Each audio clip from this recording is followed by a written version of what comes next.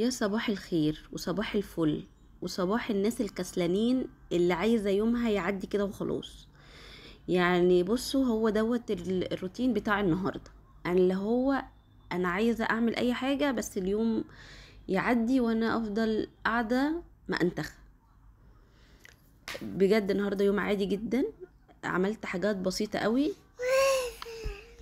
واساسها اللي انا بغسل. يعني دي حاجة كده مفروغ منها موضوع الغسيل. يعني انا في الصيف ما بغسلش كل يوم الصراحة. يعني ايه، الغسيل بتاع الصيف بيبقى خفيف، فالغسالة بتاخد كم اكبر. لكن غير الشتاء لا، يعني ممكن في الشتاء مثلا اغسل كل يوم، لكن في الصيف لا، بقسم وقتي، يعني بغسل 3 ايام بس في الاسبوع. والغسيل برضو بيبقى متكون، بس برضو مش متكون اللي هو يعني. انت طبعا بتنقضي الغسيل، بتغسلي مثلا الجنس لوحده، هدوم الخروج اللي هي الفاتحة لوحدها، وهدوم الخروج اللي هي الغامقة لوحدها، وهدوم البيت لوحدها. صح ولا ايه؟ ولا انا لوحدي؟ يعني اكيد انتوا بتنقضوا برضو الغسيل. دي حاجة مهمة جدا في نظافة الغسيل على فكرة. يعني الناس اللي هي آه، بت بت بتتعب او بتشتكي من الغسيل ما بيتغسلش، اللي هي ما بتنقضش غسيل، يعني بتحط الابيض على الملون على الاسود على الكلام ده كله، وده كده غلط. انا طبعا بتكلم عن الناس اللي هي مش بتعرف. لكن الغسيل لازم يتنقض. تمسكي كده الطبق بتاع الغسيل وتنقضيه، الابيض لوحده، والجنس لوحده، والهدوم الخروج كمان لوحدها، وكمان على حسب الوانها، الغامق لوحده والملون لوحده، ولو حاجة سمرة قوي يبقى الاسمر كله لوحده.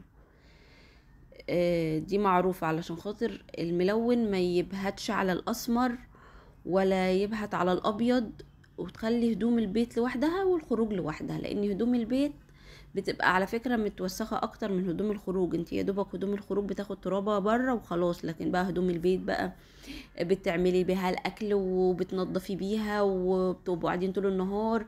حاجة تتوسخ كده حاجة تتوسخ كده، يعني بتاخد هلكة اكتر. بس كان عندي برضو غسيل كده على الحبل، مسكته طبقته. اياكي اياكي اياكي، بصي بقولك اياكي اهو، تشيلي الغسيل وترميه على جنب ولما افضى بقى بغسله. لا، ما تعمليش كده. انتي هتشيلي، هتطبقي، هتحطي غيره على طول من الغسالة وهتنشريه. بس طبقيه، واول ما تطبقيه حطيه على طول في الدواليب. عارفة لو ما عملتيش كده هتلاقي كوم فوق كوم وهتكسلي اللي انتي تعمليه. تمام، ادي دي كده الغسيل. انا حطيت حطه وغسلتها ورحت ايه زي ما انتوا شفتوا كده، ورحت حطيتها في الغسيل على طول. وكل دوت لسه الغساله يعني ما خلصتش، انا سايبه الغساله براحتها. بصوا بقى المطبخ كان عامل ازاي. رحت قلت ايه، يلا كده سميت بالله وقمت كده. الحمد لله الحمد لله، انا كنت قايله لكم من الفيديو اللي فات ان غسلتي حبيبتي كانت عطلانه. انا لسه الناس لسه ما جاتش، بس يعني نشكر ربنا لقيتها اشتغلت كده لوحدها. فيعني اهي مزقوقه لحد بس ما الناس تيجي. بصوا، مسكت بقى كل اللي على الرخامات الاول. يعني اول حاجه بعملها بفضي الرخام علشان خاطر لو في غسيل يعني حاطه في الغساله بطلعها على الرخامه النظيفه، او لو مفيش حاجه بلم كله في حته واحده عشان لما اجي احط في الغساله او حتى لما اجي اغسلهم يبقى كل حاجه قدامي، ما افضلش بقى الم من الشمال ومن اليمين. لا، لازم كله يتكوم عندي في حته واحده. وطبعا بلمع الرخامه، بسم الله يا قلبي. وطبعا بلمع الرخامه كويس جدا، وبلمعها بالبخاخه اللي انا كنت قايله لكم عليها دي. يا جماعه البخاخه دي فيها خل، وفيها اسمه ايه، بصوا انا مش فاكره اسمه، لما اشتريها اوريهولكم عشان بصراحه مش فاكره. انا في الحاجات دي بصراحه بلاله خالص، ما بفتكرش اسماء المنتجات. يعني مش عارفه ليه، بس ما بتثبتش في دماغي. فمش عارفه بقى انا كده ولا لوحدي، ولا في حد كده معايا عادي يعني. لا مش عارفه، ما بحفظ او مش بركز، مش عارفه. بس يعني ايه، لما بروح عند الراجل بفتكر، لكن طول ما انا كده لوحدي لا ما افتكرش. يعني يقعدوا مثلا صحابي يقعدوا يتكلموا على المنتجات اللي هم بيستعملوها وكده وانا قاعده، بس لما اشوفه افتكر ايوه ايه ده انا بستعمل ده والله، ايه ده ايه ده، ايوه صدقيني ده. مش فاهمه ده هبل ولا ايه. المهم بصوا لميت بقى كل اللي في الغسالة، كل اللي على الحوض وحطيته جوه الغسالة. بصراحة الغسالة دي نعمة نعمة نعمة. انا عايزه اقول لكم على حاجة على فكرة كده، بس محدش يعني يضحك عليا. انتوا عارفين ان انا آه مدية لغسالتي اسم، يعني مسمياها، بصراحة مسمياها، مش عايزة اقول لكم اسمها ايه، مسمياها نونة.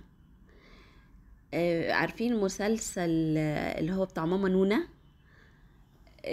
فاكرين ماما نونا كانت طيبة كده وحلوة وتقعد كانت بتطبطب على كل الناس. بصراحة انا بحس ان الغسالة كده، يعني بس غسالة الاطباق بالذات بتطبطب عليا في وقت انا كسلانة فيه، في وقت انا تعبانة فيه، مش طايقة اشوف المواعين، مش طايقة اشوف اي حاجة، بحس ان الغسالة بتطبطب عليا ومهمة قوي يعني.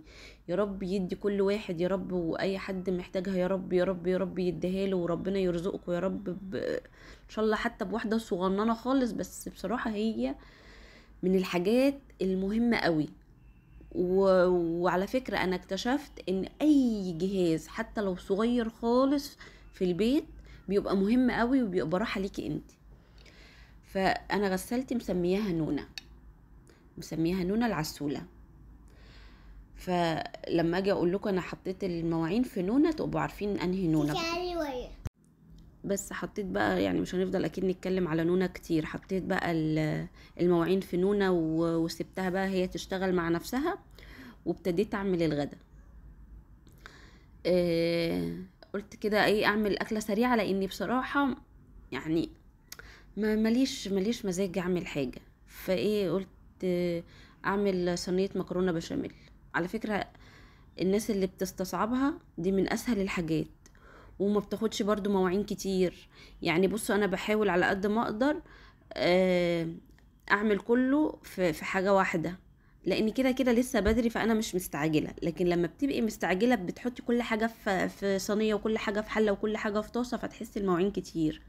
لكن انا كان هنا بدري، ده كان امبارح روتين الخميس، فكان ما كانش ورايا حاجة اصلا، يعني نشكر ربنا ما كانش ورانا حاجة. احنا ما وراناش، ما بوديش بنتي حضانة، فقاعدين براحتنا. فايه بقى اللي هو يعني نعمل الغدا براحتنا ونخلص حاجتنا براحتنا. احنا الفترة دي فاضيين ومش هنزلها حضانة دلوقتي. الفترة دي فيها فيروس ماشي وحش قوي قوي، حتى هتلاقوا اكترية الاطفال يا حرام تعبانة. فبصراحة خفت انزلها، قلت نعدي بس فترة الشتاء دي كده على خير وننام براحتنا ونصحى براحتنا، يعني الفترة دي بس. يعني بعد كده اخش في المدعك، يعني قلت اتدلع انا وهي شهرين 3 كده لحد ما الشتاء يخلص. بعد كده بقى نبتدي بقى في الايه، في المدعكة بقى اللي هو الحضانة، علشان خاطر بقى نشوف هنقدم في المدرسة لا انا مش عايزة اتكلم في الموضوع ده، انا حاسة ان انا مش هبقى قادرة عليه، مش عارفه يعني إن لا يعني بصوا خلينا في وقتنا الحالي. احنا دلوقتي متدلعين ومتهننين واحنا زي الفل، ففاضيه. ما كانش النهارده ورايا مشاوير، ما كانش حد جايلي، فعشان كده ايه بعملها براحتي. بصوا انا هنا عصجت اللحمه، بعد ما عصجتها حطيتها كده في طبق صغير، وابتديت اعمل البشاميل في الطاسه. الاول كنت بعمل البشاميل في الحله، اكتشفت لما انا بعمله في الطاسه اللي هو بيبقى احلى واطعم. هتقولوا لي اشمعنى؟ هقول لكم بصوا معرفش، بامانه حسيت بفرق، واللي حواليا برضو على فكره حسوا بنفس الفرق. يعني لما ابتديت اعمله في الطاسه قعدوا يقولوا لي الله ايه ده البشاميل ظبط قوي، ايه ده البشاميل بقى احلى من المره اللي فاتت، ايه ده الله انت بقيتي حلوه قوي في البشاميل. مع ان انا ما عملتش اي حاجه وما غيرتش اي حاجه في الخلطه غير اللي انا بدلت من الحله للطاسه، ودي كانت صدفه بحته. يعني اللي هو انا كنت كسلانه وما كنتش قادره اطلع حله علشان خاطر اعمل فيها البشاميل، فابتديت اعمله في الطاسه. بس وهنا بقى وانا بعمل البشاميل كانت اسمها ايه دي، المكرونه بتتسلق. بقيت احب اسلق المكرونه وانا بعمل البشاميل. ليه بقى؟ علشان اخد الميه بتاعه المكرونه في البشاميل، انا عايزه اقول لكم اللي مش بيعمل التركية دي فايته كتير، معرفش ليه، بس صدقوني المية بتاعة المكرونة بتخلي البشاميل الناعم جدا، ناعم بجد. بس برضو ما تكتريش عشان ما تبقاش، لاني برضو دي برضو مية يعني، فما تكتريش قوي، اللي هو انا بحط كبشتين 3 بس على كل كمية البشاميل. بس صدقوني التركية دي بتفرق. وعلى فكرة انا ما بغسلش المكرونة، الاول كنت بغسلها، دلوقتي لا، بسيبها بالنشا بتاعها، يا دوبك بصفيها بس من المية اللي فيها، وبرجعها تاني الحلة. بعد كده بقى بحط جواها هي نفسها بقى بشاميل، وابتدي بقى ايه ارصها. يعني بصوا انا بحب كده اغرق الدنيا بشاميل. بصوا انا عايزه اوريكم، بصوا البشاميل بتاعي ما بحبهوش يبقى تقيل يعني، علشان خاطر لما تطلع يعني تبقى ايه حلوه كده، اللي هو جوسي كده وطريه وحلوه كده، يعني البشاميل يبقى سايح. وبنحب نطلعها من الفرن وناكل على طول، علشان خاطر ما البشاميل ما يمسكش. بس بصراحة انا قلت ايه، على فكرة الصينية دي كبيرة، الصينية دي نص كيلو، بس مش عارفة هي باينة اللي هي كبيرة ولا ايه. علشان بصراحة كده ما كنتش قادرة، اللي هو انا الفترة دي مش قادرة اعمل اي حاجة، فانا قلت اعمل الصينية دي كبيرة. يا سلام، هتقضي على يومين. انتوا متخيلين يبقى عندك اكل يومين والدنيا عندك متروقة؟ ده ايه الحلاوة دي؟ ده بيبقى احلى يوم في حياتنا، اللي هو انت نايمة ومطمنة، الشقة متروقة، انت عندك اكل لتاني يوم. الله، يعني بجد يعني ده كان احلى حاجة في حياتي. انا عايزة اقول لكم اصلا انا بعد ما خلصت المكرونة، آه، كانت بقى خلاص الغسالة خلصت، وابتديت بقى انشرها، ورحت بقى مسكت المكنسة كنست الشقة كلها. بصي يعني بصوا الكنس ده برضو طالما عندك اطفال يبقى الكنس ده حاجة يوميا، يوميا ما ينفعش تفوتي يوم من غير ما تكنسي الشقة كلها.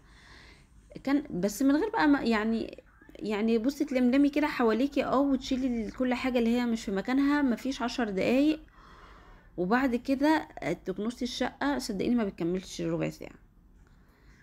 يعني لو حسبتيها اليوم كله انتي هتاخدي ساعة في المطبخ وساعة في الشقة كلها بتلملميها بس كده لملمة يوميا. انتي كده اخدتي ساعتين من وقتك، بس طول اليوم هتفضلي قاعدة مرتاحة.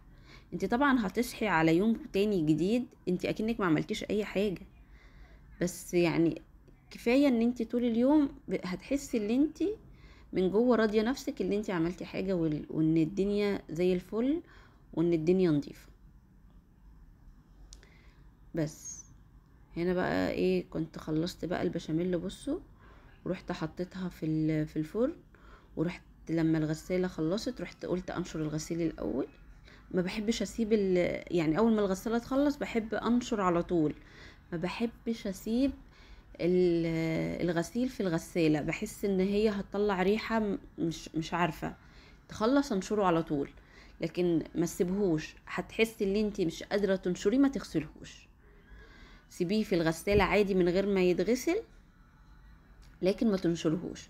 بصوا هنا دخلت بقى اللي اسمها ايه، صينية المكرونة الفرن، وزي ما قلت لكم كده نشرت الغسيل، وبصوا ومسكت الشقة بقى كلها كنستها. انا عايزة اقول لكم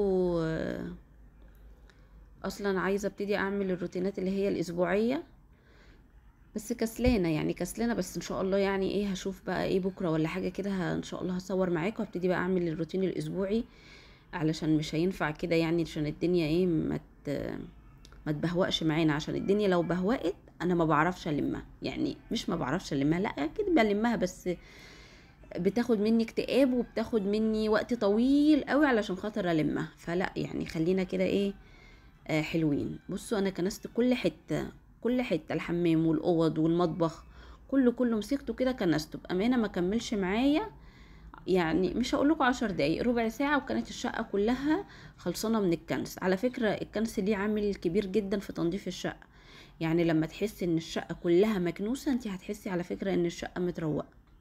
وهنا بقى طلعت بقى المكرونه البشاميل. بصوا هنا بوريكم كانت عامله ازاي. وخلاص الفيديو خلص، واقول لكم بصوا هنا ما لزقتش، بوريكم اللي هي ما لزقتش، واقول لكم مع الف سلامه، واشوفكم في فيديو جديد، وباي باي، وهتوحشوني قوي قوي. ولو شفت الفيديو يا ريت لايك ويا ريت اشتراك. باي باي، بحبكم خالص.